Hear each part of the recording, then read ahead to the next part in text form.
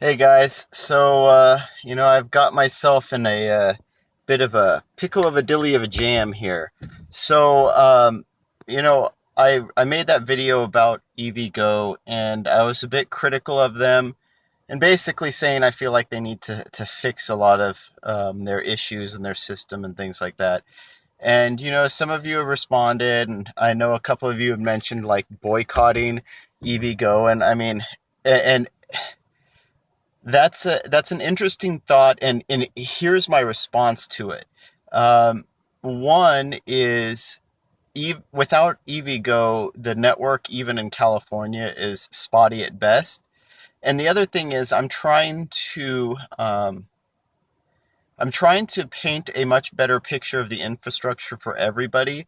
And so, I'm trying to act the part of a journalist a bit. And so I don't really have the option of boycotting, right? So if I want to test the new Baker charger when it comes online and report to you guys what it looks like, how it's functioning, I can't really boycott EVgo to do that, right?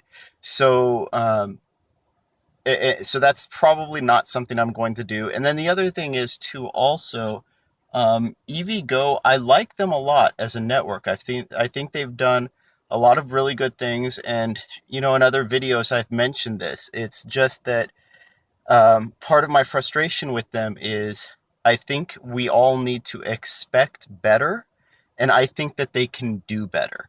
And so, really, I wouldn't have made that video if I didn't feel like they could improve. If they were beyond hope, they would, they just wouldn't really be worth acknowledging, in my opinion. And so the reason I made that video is because I do want to see them succeed, and I see them so close to being a hugely successful network of fast chargers for us. So it's just frustrating to see those things. And these are little issues, yes, but they accumulate, and they haven't been addressed after months and months and months of people complaining about them. So that's sort of my I guess my response to that. Like, I'm being critical because I want them to help, and I know I could just make phone calls and I could complain about individual issues, and I've called them and complained about chargers that have been broken, and still very little was done to fix them in a timely manner. I just feel like if I have a platform with a lot of people watching and listening and chiming in, it has a little bit more of an effect of my calling them as an individual customer and complaining about one single incident at a time. And then the other thing, though, is I think this might give me an opportunity. Now, a couple of caveats. I'm making my return trip home, which is about 500 miles, and I did leave about 15-20 minutes ago. So normally this trip using the EVgo network would take me about 10 hours, plus or minus maybe 15 minutes, a lot to do with traffic. But yeah, usually right around an average trip speed of 50 miles an hour. So maybe it would be interesting here to see what it would be like to do this entire trip without using EVgo. Hello, boys and girls. So, yeah, we're heading down one of the back ways that I usually drive. It's, Indian Valley, Bear Valley, all these sorts of valleys. Yeah, it's a nice quiet road. Had a couple of CDF trucks and a couple of ranchers drive by, but overall you're rarely going to see any traffic. This is a route that takes you down through, there's a famous wildflower spot called, over in Bear Valley. And then more interesting for me, though, is a road that I haven't been able to drive, which is Highway 16, which takes us alongside Cache Creek, and it's just a really scenic drive. And It's just very picturesque, and I haven't been able to drive it recently because of fire closures and things like that. So also, you know, I introduced this in another video, but I'm going to try to make my 500 mile, ooh, that's a big bump. I'm going to try to make my 500 mile trip back home using only ChargePoint chargers. So I'm going to see if I can forego the I want to see if I can forego the EVgo network for this trip. Now I realize things aren't going to be as efficient time-wise, but I had a couple other stops planned anyway, so I really actually don't even know if it's going to make too much difference. But you know, a lot of times when I drive this route, I would drive this route in the Volt, and I would be hypermiling basically. I would be seeing how much exactly I could get out of the battery because you only had 50 miles of range. And the Volt EV, it doesn't really matter. I'm just going to drive this like I'm a local because I am. Oh, and then pavement ends. Also, boys and girls, if you've never driven on gravel before, first, I highly recommend it. But second, it takes some getting used to. So yeah, don't be crazy, and yeah, don't be an idiot, and yeah, it's you'll be okay for the most part. If you start to slide, just give yourself a little bit of control. Yeah, it's just gravel.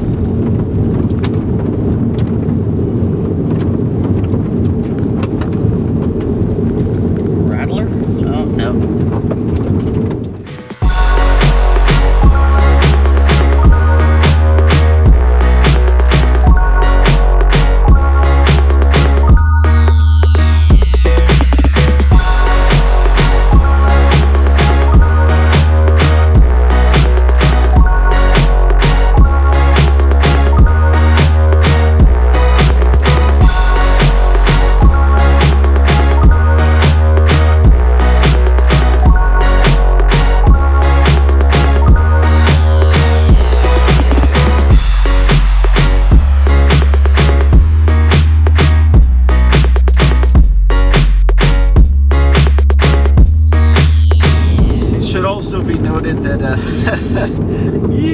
I don't think directions are loading up in here, so anyway, this is the magnificent Bear Valley that we're coming into, though not really wet right now, not a whole lot of wildflowers or anything else.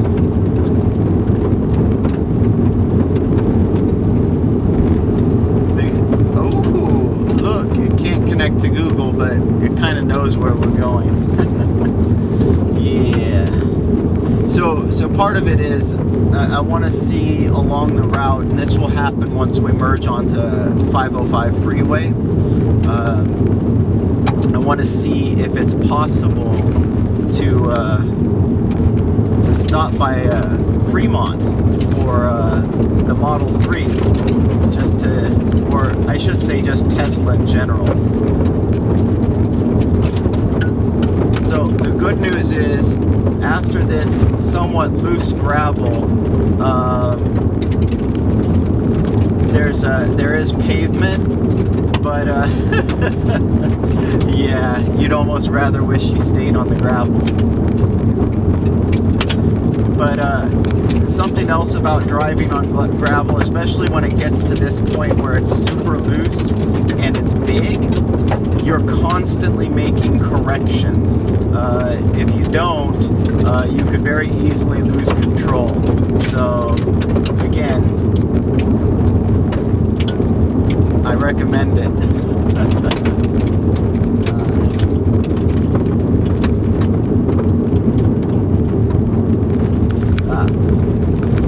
Nice, smooth pavement.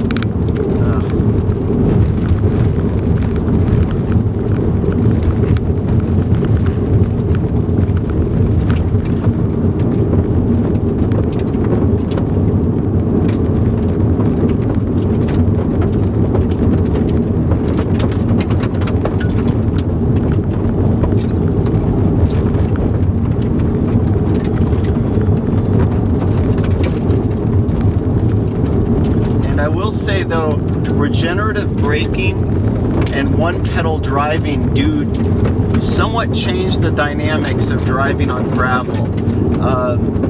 Typically, when you drive on gravel, if you let off the accelerator, you won't fishtail. But with one pedal driving, it feels like that is happening. So just a word to the wise if you want to try to do this. Just be aware that the input and reaction is a little different.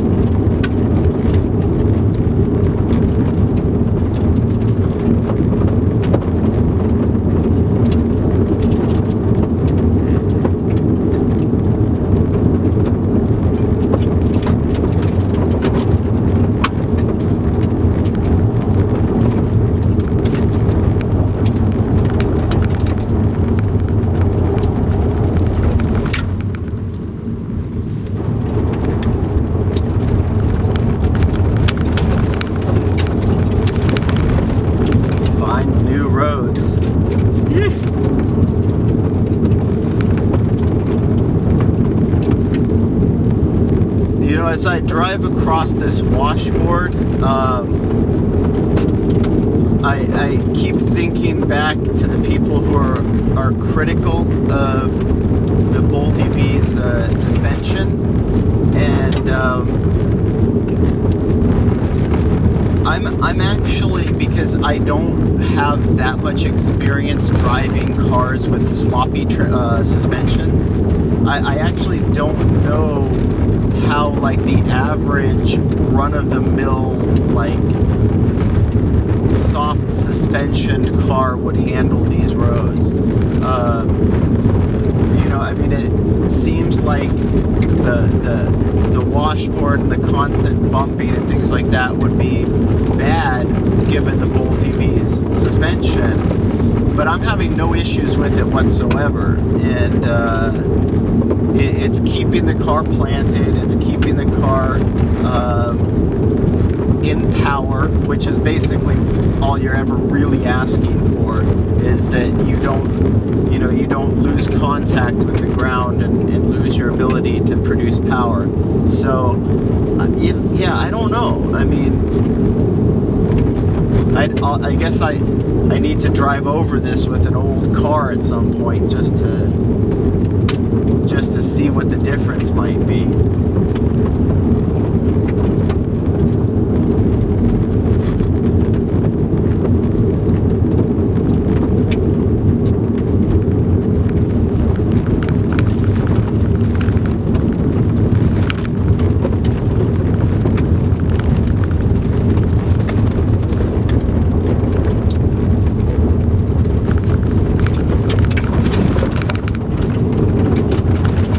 Like that, I don't know.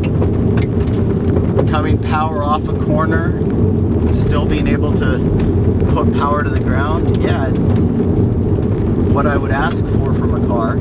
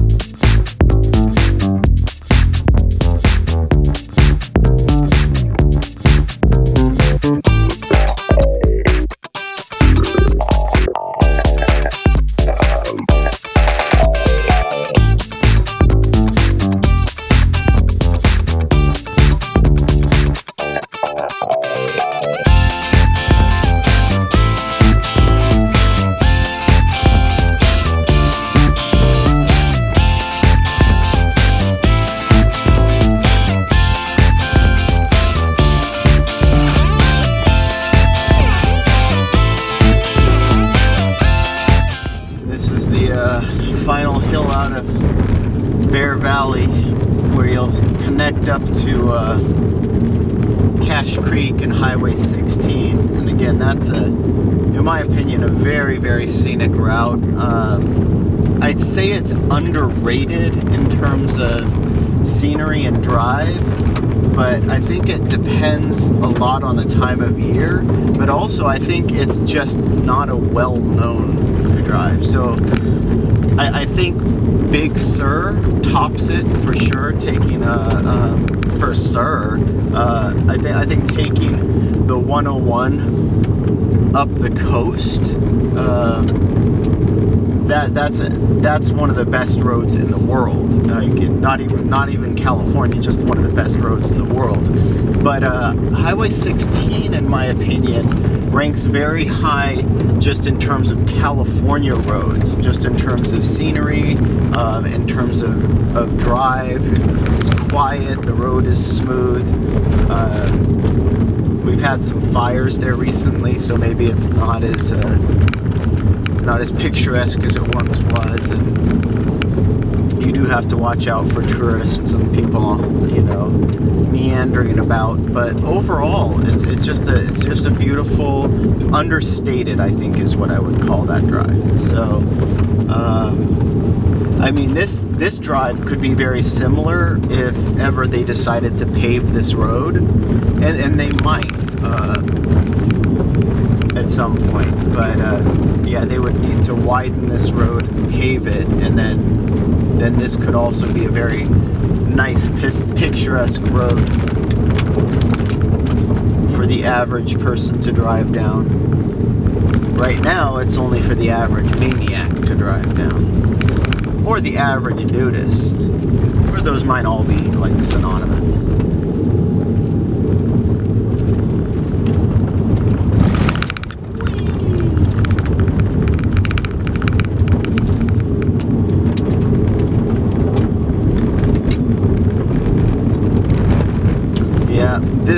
This is one more testament to GM's need to build an all-wheel drive Bolt EV rally car.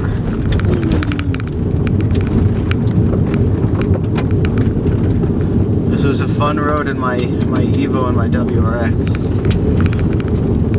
Could be a fun road in the Bolt EV SS too. See Highway 20 in the distance. Luckily, we'll be on that for about 100 feet. No Highway 20 for you.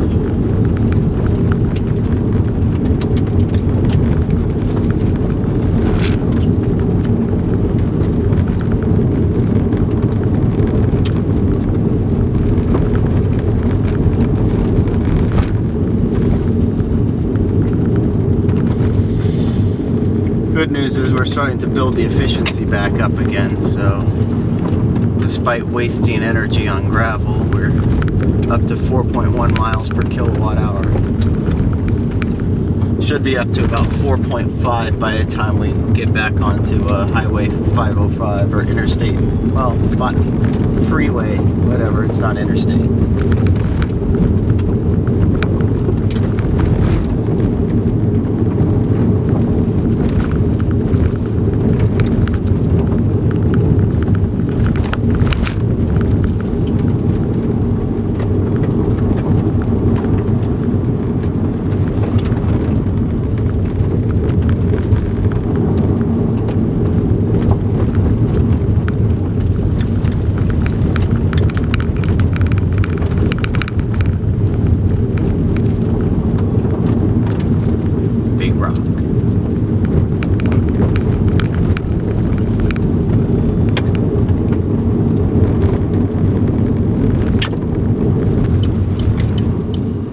So here's Highway 20. I'm gonna make a quick left and then go over onto Highway 16. The thing is, you have a short run to the right, so you need to be able to get onto and make sure there's no one behind you because it is a highway.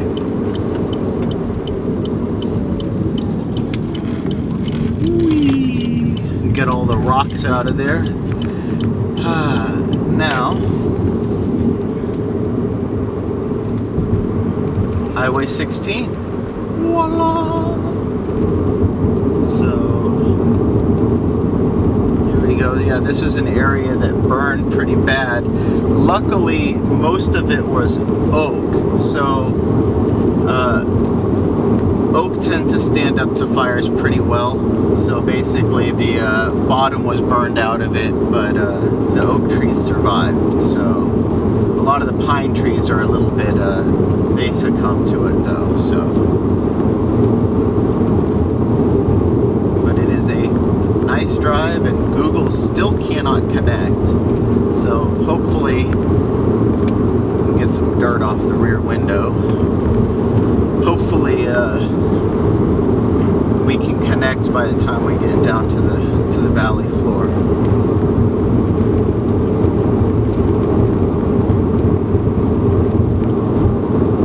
Tires feel a little bumpy, so I'm sure I have a few rocks still left in them.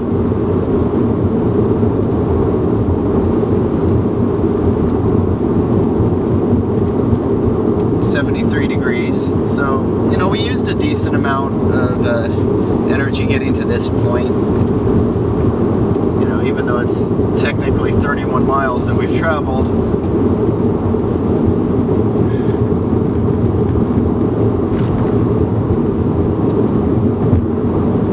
And I have measured this out. It is about 10 miles overall shorter. So I guess you make up something for the lost speed with the shorter distance.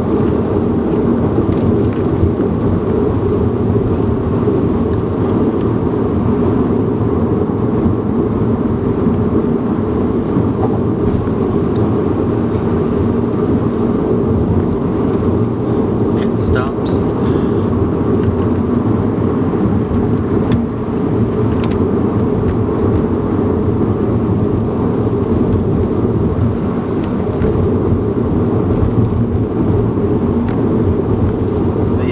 Probably, I guess, a bit more picturesque during springtime.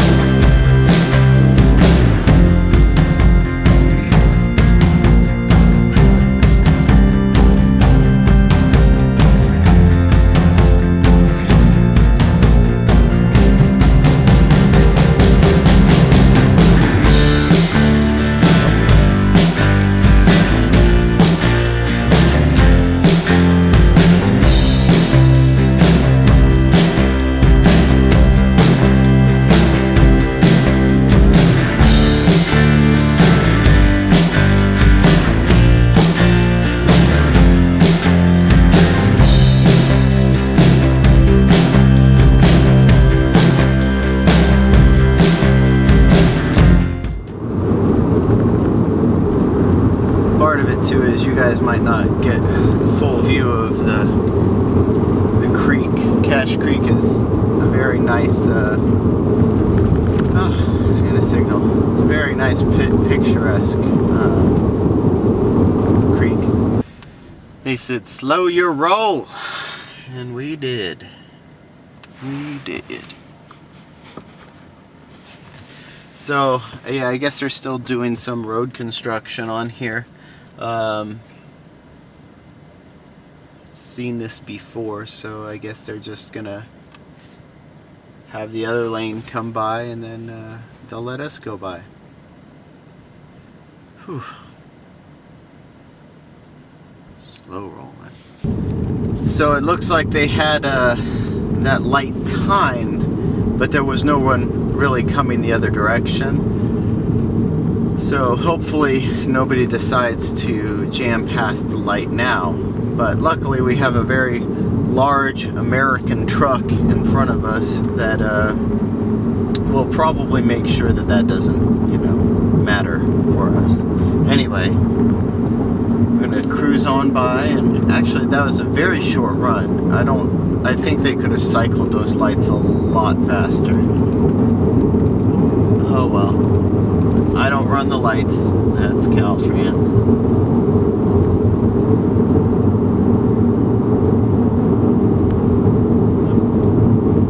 And there's a truck. Alright, well, they got out of our way. I don't know if they needed to stop or thought we were going to go faster than them, but either way, it looks like it doesn't matter.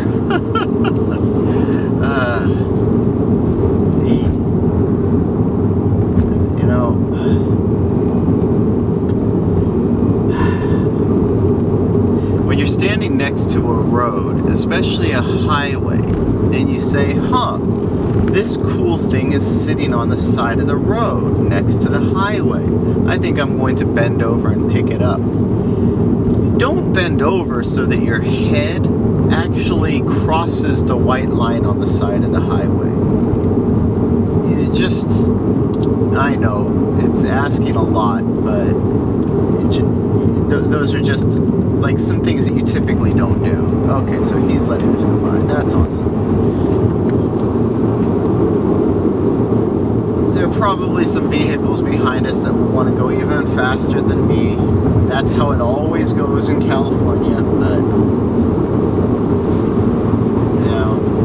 I'll try to give them not a reason to not pass me or not want to pass me. But yeah, you have to be careful on this road only because of pedestrians, bicyclists, hikers, botanists, roadside scavengers.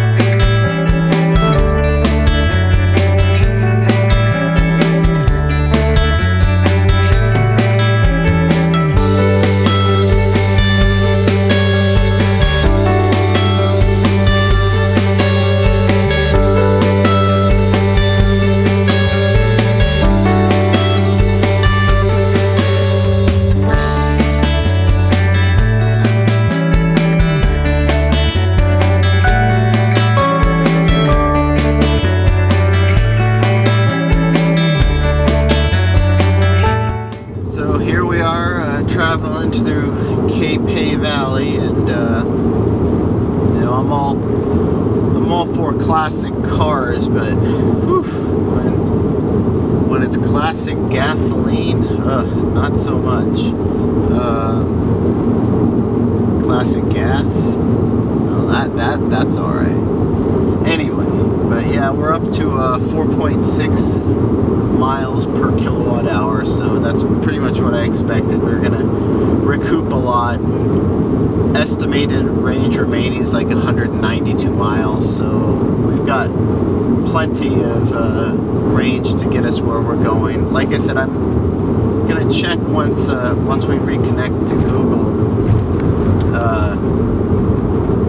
to see just if I can do a quick drive-by of the Tesla Fremont factory. I mean, I normally go by there anyway when I'm taking this route, so it shouldn't be too far off the beaten path. I know with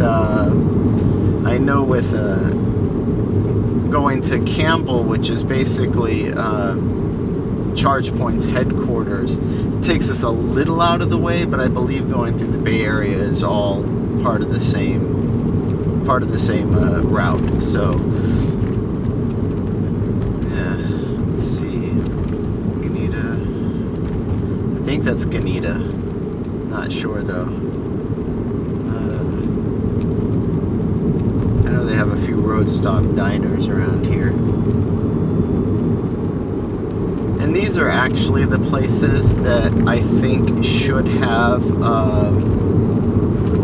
I feel like they should have DC fast chargers, not because they're going to be highly traversed, and not really because it's going to be super, a super necessity to get from one point to another. It's not going to be like this isn't a road that people driving through are going to take all the time. This would be more of a touristy road, but it's for that reason that I could see having at least a few.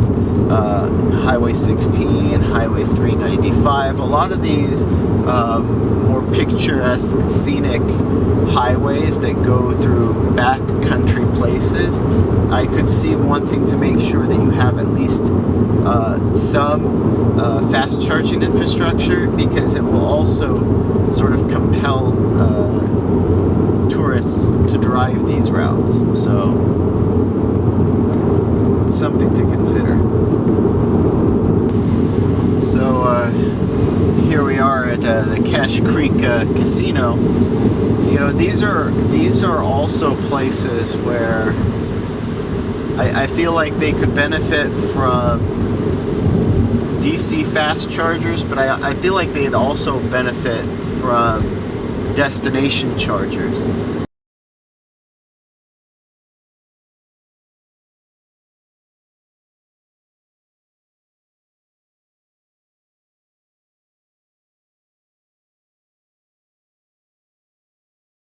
Alright, well, we're here, ChargePoint headquarters. Only about, like I said, about 20 minutes less time than what it predicted with the other route. So we're good, and got my trusty ChargePoint card. So, the Tritium station. So I did park a little cattywampus, as they say, but I've been here before, and I know this is an extremely short cord. So let's see if I can actually even reach. I might actually need to drive over the curb to get there. Or did I do my duty? I did. Come on, click. Sometimes I forget if... Alright. It's authorizing. Sorry, you probably can't see that with the...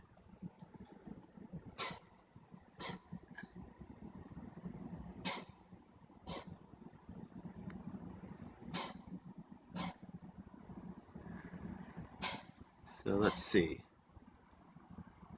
Pressing the start.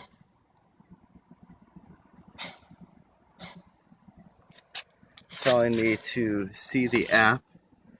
Okay.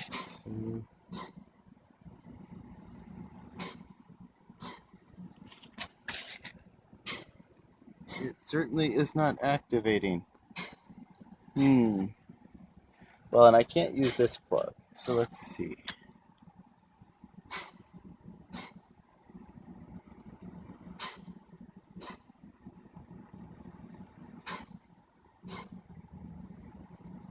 It says it's 24 seconds in, but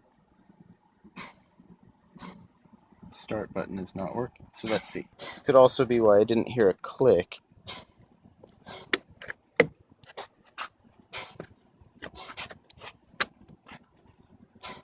That should work. Let's see.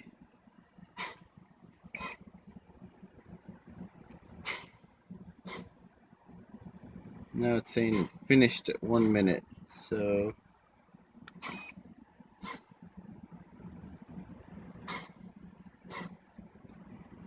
usually, and this is where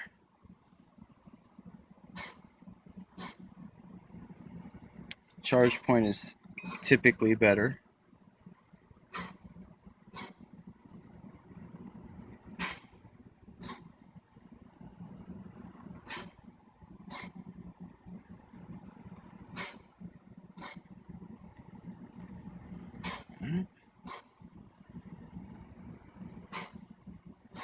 So yeah, it's not activating whatsoever. So it's on.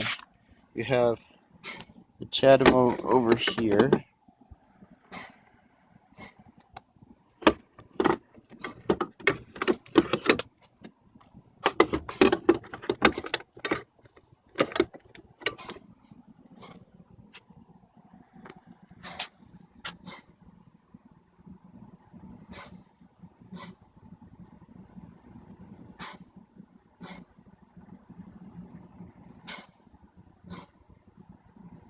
I'm going to go ahead and go offline and see if I can actually just do it with the app.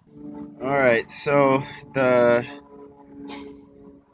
last chance here is, the mobile app I wasn't able to get started. At this point, I'll go ahead and call them. Otherwise, at this point, I think I might as well just head on and do my normal route. I guess I'm stuck using EVgo for now.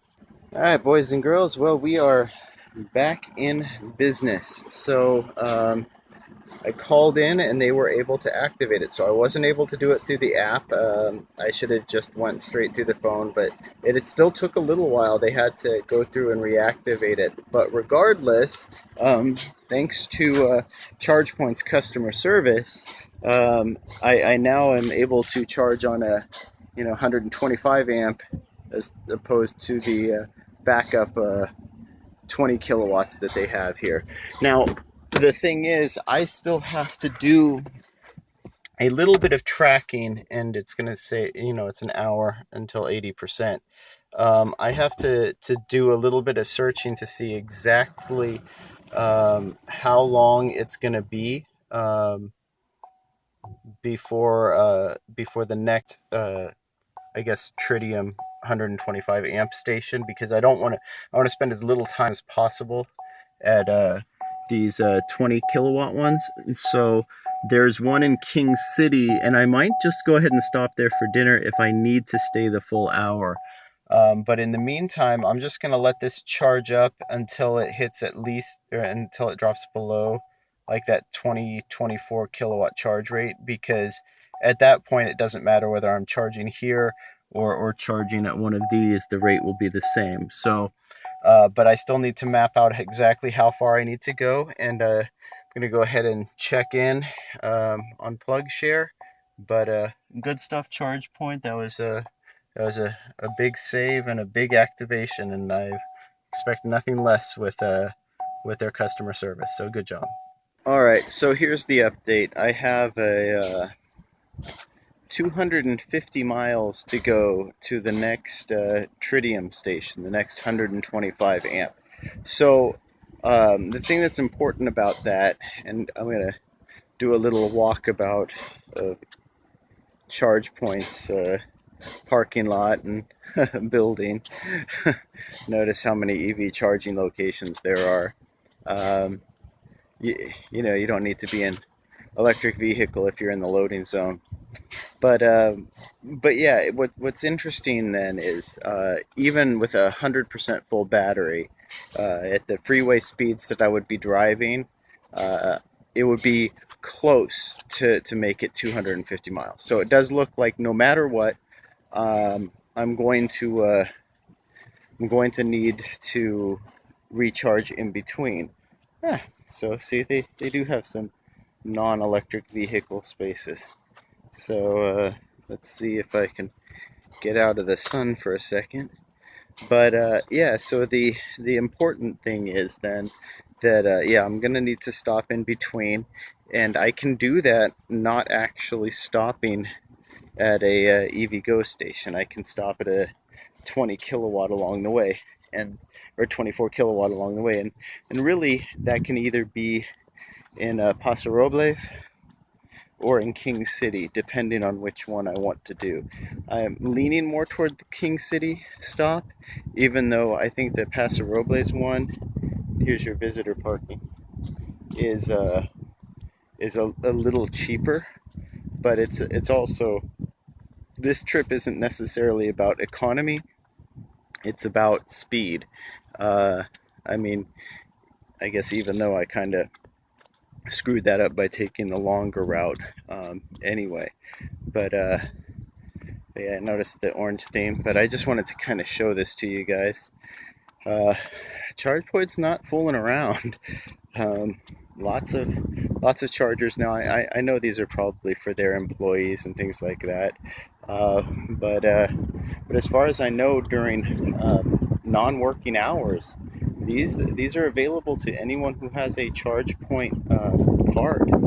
So I know if the DC fast charger station that I'm using, it's a dual CCS CHAdeMO. If it was down, see, I noticed a leaf as I was driving in on this far side, and if it was down, then that would explain why the leaf might be over here, just doing some slow level 2 charging. But yeah, otherwise, they, there's a lot of stations. Yeah, there's still a leaf over there.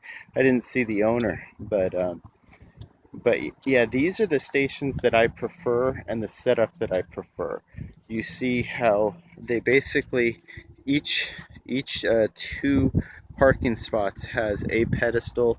Each pedestal has multiple chargers per, or I should say dual per, because what this allows is it allows you to maximize each and every one of your charging or your parking spots. So imagine how hard it would be to get iced, um, if your designated EV charging spots were like this, because you not only are they painted, not only do they indicate where EVs are parked and where they should be parked or allowed to park, but it's just the number of them means that it's a one-time cost to put in these chargers, and it's going to be really, really hard to block somebody from recharging their vehicle. So I think this is another nod to ChargePoint, because I think they've been doing a stellar job, and this is sort of like, embodying the best practices that I think a lot of places should start to employ. Whether this be at like destinations, like hotels, motels. I mean, could you imagine if, I'm just gonna pick out names now, but could you imagine if every Holiday Inn Express, every Motel 6, every Best Western had even just this bank at every motel location or every hotel location? Electric vehicles would become viable across the whole country. And my recent trip to to Arizona, and I mentioned this in the article I wrote, is the big takeaway is for the Bolt EV, even outside of fast charging infrastructure, as long as you have access to level 2 destination chargers, you can easily traverse 400 to 500 miles a day, um, with the Bolt EV. So if you want to cross the country, you could do so in a week, taking your time, stopping and seeing the sights. So just wanted to give a little bit of a walkabout and show you guys what was up at ChargePoint, and I'll head back to my car and plan out the rest of my route. I just need to make sure that when I show up in King City, that one, the charger is functioning, and two, that they're open for business. I don't want to just sit around in a parking lot while I'm charging at 20 to 24 kilowatts. It's kind of boring. Okay, so I also stand corrected. I had made a comment earlier that I thought this was ChargePoint's only CHAdeMO, but clearly, it's not. I didn't look at the other 24 kilowatt closely. Apparently, it is a CHAdeMO as well, um, which also actually answers one of my questions. See, these 60 amp stations, I believe they don't actually require three-phase power hookup. And I think they're similar to the Bosch stations that Chevy is having their dealerships put in if they want to sell Bolt EVs. And this is pretty awesome because, in my opinion, if you're a business like a restaurant or a sports bar or someplace like that where maybe especially a sit down restaurant where you expect people to spend at least probably an hour and maybe order drinks and appetizers and sit around and watch a game or something like that. This would be a very cheap, low cost way of adding value to your parking lot and your customers. Like, so if you basically had this where and you could even do it similar to this where it's just um, one parking spot next to the other. So if a leaf happens to pull in here and Bolt EV pulls in the other one, you can still just cross the streams. Don't cross the streams, but you can cross the charging wires. And yeah, so it's nice to know that the format also, I know it was theoretically possible, I just hadn't seen it done before where it was done with a Chatamo. So that's really nice, and they of course put that symbol on the front, which I should have been looking for, and I just wasn't paying attention. But the one closest is the combo. The one farthest is the Chatamo, clearly, but they actually have the image emblazoned on the cover. These stations, like I said, for a small business owner, they might be a really cheap, quick, effective way of putting in some chargers along the freeway somewhere that will entice people to stop at your business for an hour or two and then be on their way. And you're not going to need three-phase power for it. It's just a cost-effective, cool way of doing it. Okay, guys, so I'm near the end. I think I am going to stop in King City. It's only about 100 miles from here, so I'll have plenty of juice to make it. It looks like actually we're having quite a conglomeration of electric vehicles here. My rate hasn't dropped down yet, so I'm not quite ready to jump out. Uh, and but when it drops below 24, then I'm just going to go ahead and head out. And then, like I said, I'll sort of refigure the range from there. I'll have a better idea by the time I get to King City of what I'll need in order to get on to Solvang. So anyway, I'm about to head out though, so I'll cut this off when it gets to 24 or when it drops below 24 kilowatts, and then should only be a couple minutes now. So looks like we'll actually be able to drive on the one for a bit too. I wasn't expecting that, but I guess this was the route they suggested taking out of the Bay Area, so we'll go ahead and do it. We have plenty of range. I'm no guarantee that this is going to be faster than it would be normally. I mean, it is saying an hour and 40 minutes to go 100 miles, so I'm not expecting to win any land speed records this time, so oh well. I will say though that this back route down through I guess Watsonville down to Monterey, maybe not to Carmel by the Sea, but yeah, this is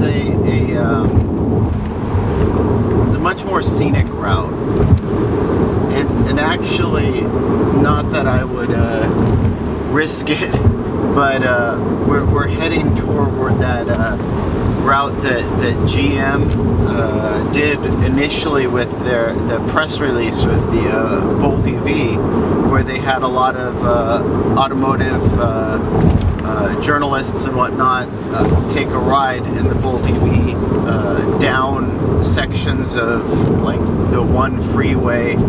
Some of that's closed now, though I believe I might actually be able to start someplace like Monterey. And I know a lot of people initially responded saying that was a gimmick route and that it wasn't representative of real driving and whatnot. And since then, I feel a bit exonerated because I've driven the routes enough to know that yes, it's a bit slower, and but it is also a bit longer. You know, the Bolt EV can go either direction. You can either hop on the 101 freeway doing 65 to 70 miles an hour, or you can take the one freeway and sort of wrap around this really picturesque, iconic scenery. I don't feel any shenanigans were going on. It was just GM wanted people who were test driving the Bolt EV to be able to drive it on mixed conditions and on one of the most iconic roads in the world. So I knew where they were coming from. But like I said, in retrospect now, it's very clear that they didn't need to game anything to show off the Bolt EV's range. It's quite considerable even without any shenanigans. So, but that being said, starting with about 85% battery, I don't know, 20-30 miles outside of Monterey, I'm not going to be able to then make it all the way into Santa Barbara on a single charge. That's not going to happen. So I'm not even going to try.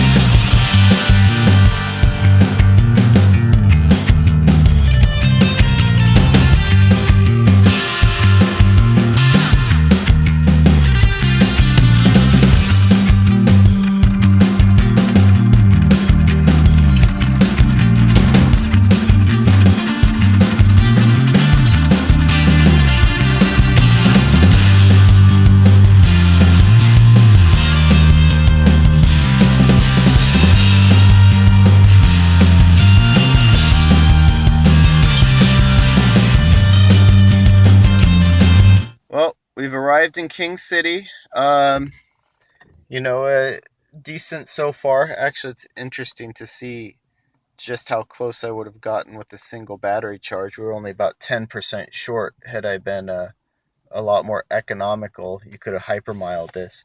I wouldn't want to though, but here we are, you know, close to 300 miles. Back of Kiefer's Inn, which I will be going into, and hopefully they're open for business. So you probably can't see a whole lot here. I've used these, this is basically the same type of charger that ChargePoint puts at, that they had at their headquarters. Nice long cord. Putting up my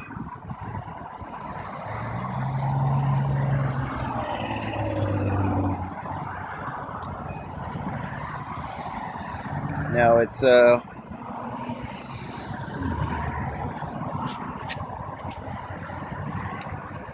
seems like their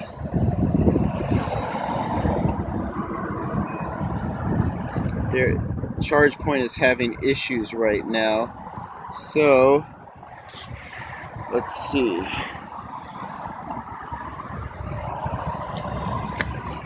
Because I would rather not have to go to I'd rather not have to go to Paso Robles on a single charger. So whatever happened here, they decided to I guess I'm reading the directions. I'm gonna go ahead and call them rather than try to restart the station.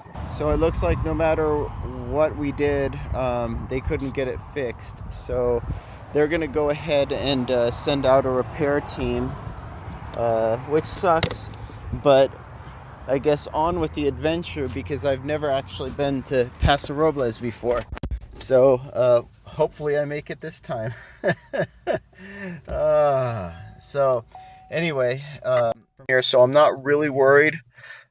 I should be able to make it. Well, just hopefully it's functioning. So onward and upward, and no more slow rolling it. Well, we're here at Cool Hand Luke's, so hopefully this charger does not also have a failure to communicate. I apologize. None of these places ever seem to have lights that work. Yeah, I saw a nifty LED cap that someone had made for their charger. I don't know why I'm recording this. You can't see what I'm doing, but you can hear the click. Okay, so tap card.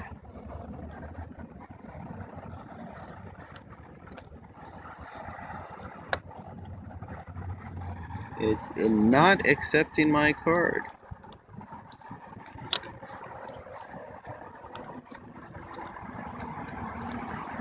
Let's see, I might have to try the app. Alright, well, success. It looked like it started. Now, the thing is, either my other RFID card just got wiped, so it no longer has its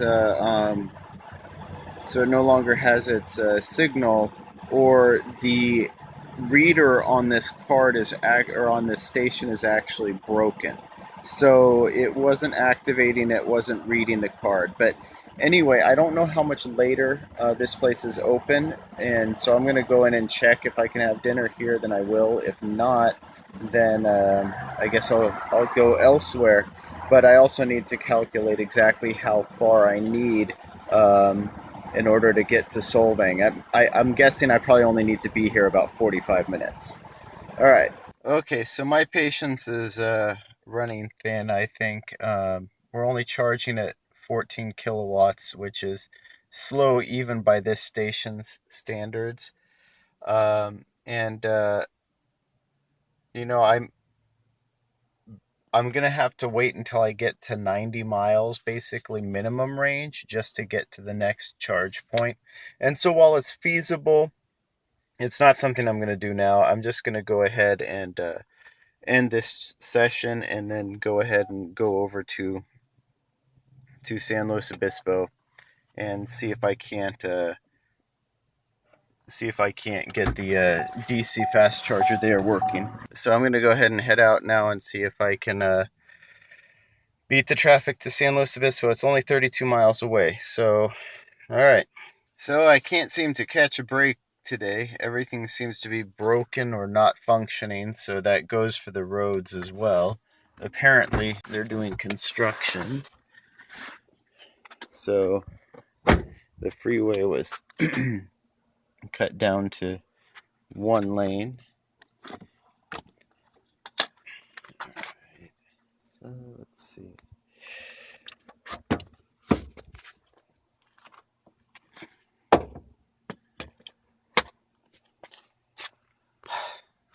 Oh man. EVgo, EVgo. You know, I have my limits like I said in an earlier session. You know, I can't really afford to boycott EVgo anyway. And you know, sadly, I guess for ChargePoint, they also need to get their stuff fixed. All right, so we're at 14% because at this, you know, up to this point, for me, ChargePoint has been pretty flawless. I've never actually had to call a station, um, call to have a station activated, um, and I mean, other than one time I had to because my card was dead. But other than that, I've never had a station that's been malfunctioning. Well, I've had 3 out of 3 on this trip. So, you know, one that wasn't working at the headquarters, I called and got it working. And I know this is atypical because immediately after that, a Leaf came by, plugged in, started, no problem. Then immediately after that, a e-Golf came by, plugged in, started, no problem. So it's not the ChargePoint network, nothing else. It's just that particular charger needed to be reset by a ChargePoint representative. Next one looked like, I don't know. I don't know that I should even blame it on the hardware or ChargePoint. It looks like someone might have tried to use the emergency stop. So you see the red button there. Try to use the emergency stop on the ChargePoint station rather than ending the charge by swiping their card or from their display. And that might have just, I don't know what that would do to the station, but it appeared to not be able to get over the error.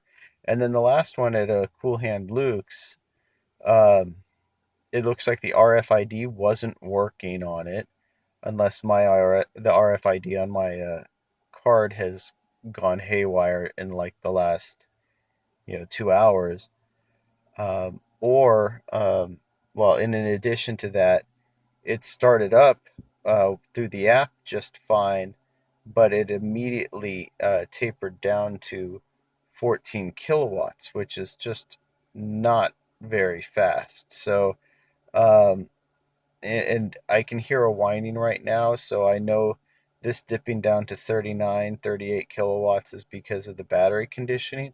That wasn't happening at the charge point at Cool Hand Luke. So, um, you know, my patience has its limits, and I'm not going to wait forever to get 90 miles of range just so I can stop for another 45 minutes. So here, you know, I'm going to have a little bit of a snack and kind of hang out and wait to get enough charge to go home. But I believe um, it's only going to need to be 45 minutes to an hour tops. So, and then of course I still have, I guess, about 2 hours to get home. So all told, um, you know, it's going to be about 12 hours to make this trip, which is slower than it usually takes.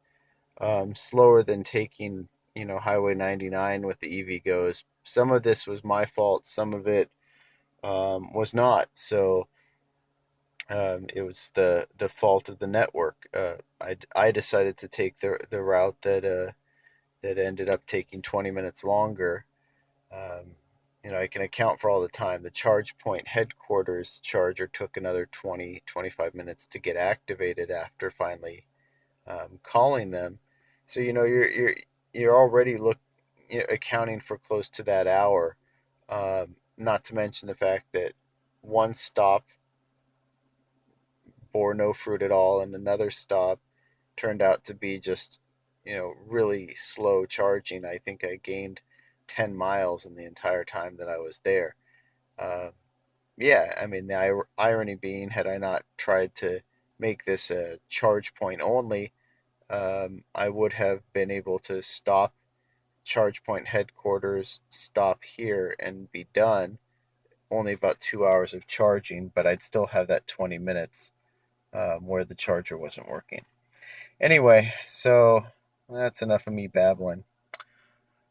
EVgo. Love hate. Well, EVgo is nothing if not consistent. So just under 30 minutes. It's 27.7 or 22.76 kilowatt hours in 30 minutes and 39 seconds. So actually, it's interesting. The cord is kind of already warm, even though it's relatively cool outside. So I don't know. I wonder if it's consistency or actual, you know, usability, but it seems like the choice is right now.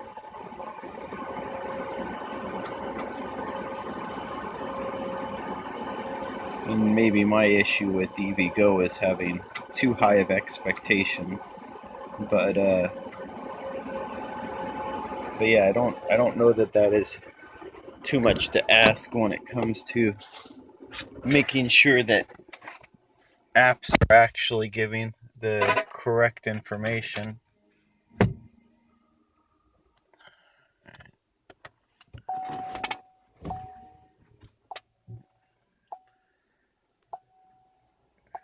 Back to,